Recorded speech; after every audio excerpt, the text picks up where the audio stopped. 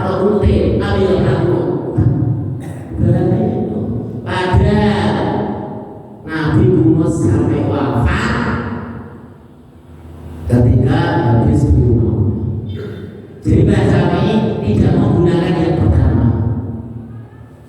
Masa boleh sekarang Bapak mau beli sesuatu menggunakan duit yang dikeluarkan maksud sebenarnya Soekarno laku enggak laku, sudah dihapus.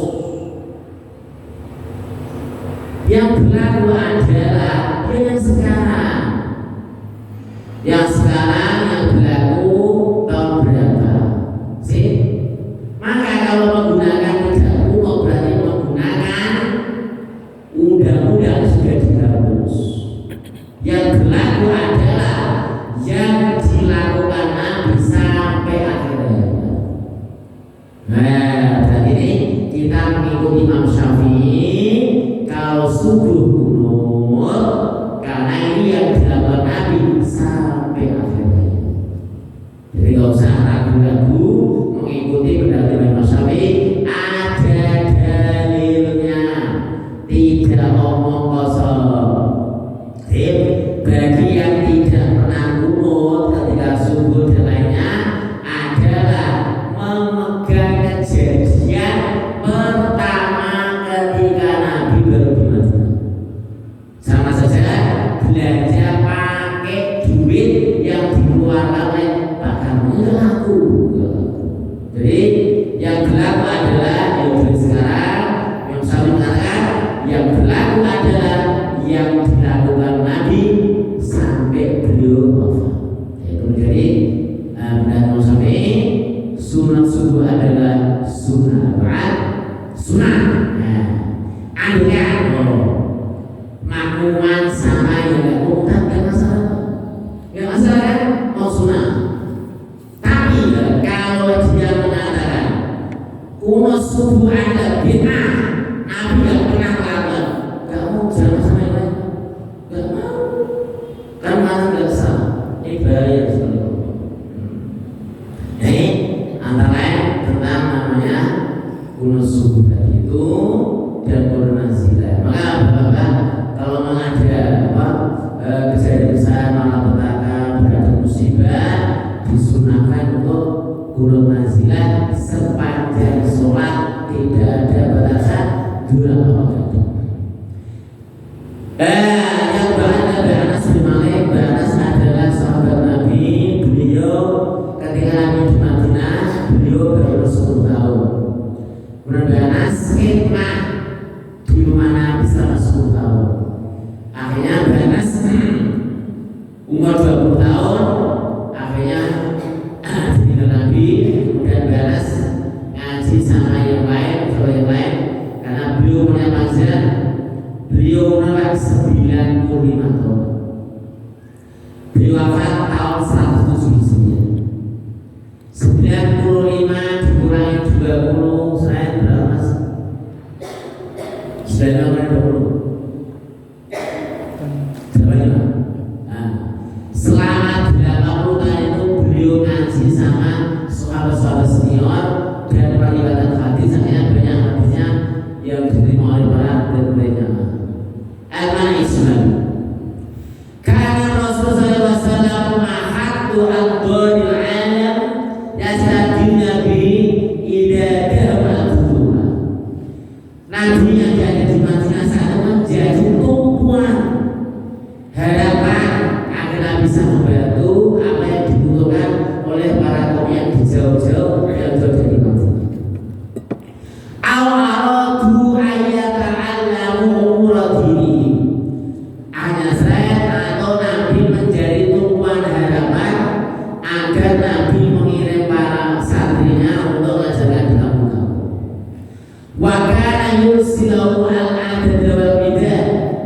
Kadang kalau saya butuh guru ya dikirim guru. Kalau butuh tentara dikirim bidah, tentara yang kekuatan luar biasa. Wal qura dan para sahabat-sahabat yang ahli Al-Quran. Liyatafaqahu fid din, untuk memberikan pengajaran Islam kepada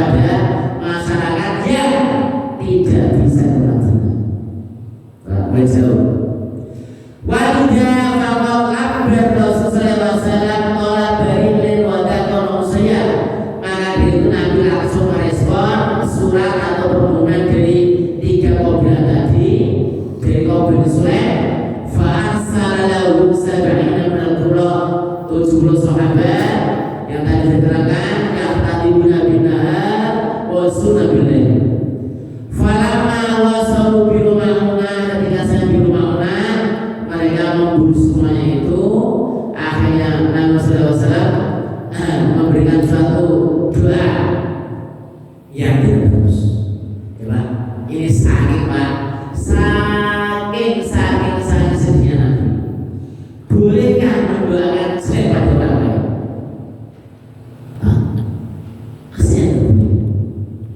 Boleh Pak. Tapi Pak, sudah saking keterlaluannya.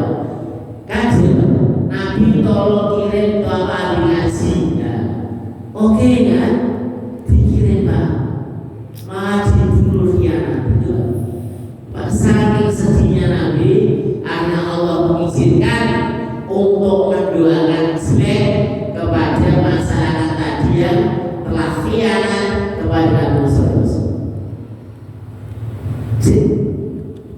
Tapi jangan ditolak Pak.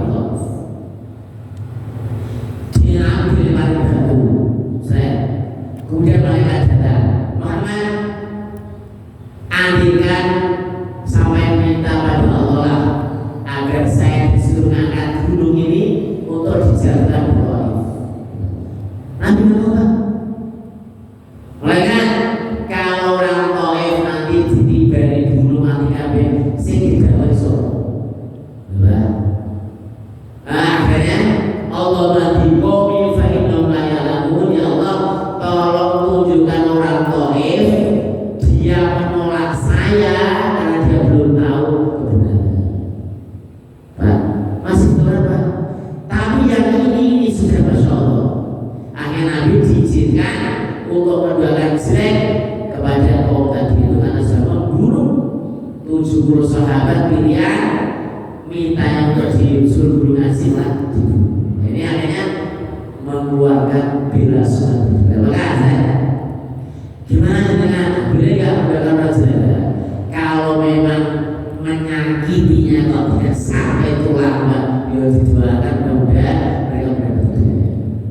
Tapi kok sampai udah disakiti 100%, kira-kira itu lupa untuk di apa?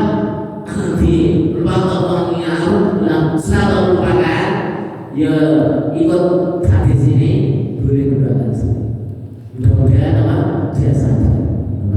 Tapi kalau materi adalah ya jangan yang baik karena mereka belum tahu. Tapi kalau sudah sangat keterlaluan, maka mengikuti hadis ini boleh mendoakan jelek kepada orang yang telah menyakiti dan memberikan khianat pada Nabi Yusuf. Oke, fikih hadisnya. Satu, masyru'iyatul qunut fi shalat al-maktubah idza nazalat bil muslimin nazilatan fa'idhu lima yunasbah. Disunahkan qunut nazilah di setiap saat ketika ada namanya malapetaka. Tuh, di kapan saja. Kemudian ini ada pendapat masyru'iyatul qunut fi subhi. Kemudian lama-lama karena Nabi itu meninggalkan yang lain cuma subuh, akhirnya Imam Syafi'i mengatakan untuk subuh tetap akan diaktifkan. Kemudian Imam Malik pertama kapan Imam Malik kapan dahulunya adalah sebelum rukuk. Berarti setelah baca suratan tidak boleh di situ. Imam Ahmad inna dzalika fil witri min al-isya' rukuk. Baik Imam Ahmad memilih ini diaktifkan cukup ketika witir di bulan Ramadan. Imam Hanifah juga sama di witir Isya, bulan Isya udah ruku. Baik Imam Hanafi malah saya witir adalah tidak hanya di bulan Ramadan, di setiap malam ada witir. Imam Hanafi menaruhi apa? Qunutnya adalah di sholat witir setiap malam. Alhamdulillah, doa qunut adalah doa yang diajarkan Nabi Muhammad SAW bukan bid'ah, bukan malapetaka, tapi dengan rahmat kepada itu. Makanya subhana rabbika rabbil